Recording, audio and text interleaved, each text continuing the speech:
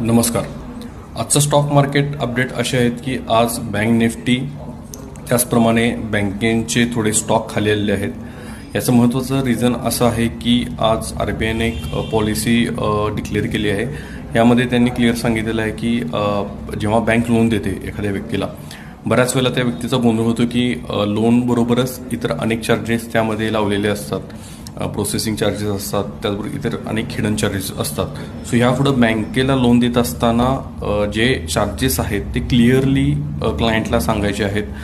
आणि त्यामुळं आज ही बातमी आल्यामुळं थोडासा बँकेचा इन्कम यावर हॅम्पर होऊ शकतो, कारण की त्यांना डिटेलमध्ये सगळे चार्जेस त्या क्लायंटला सांगावे लागणार आहेत.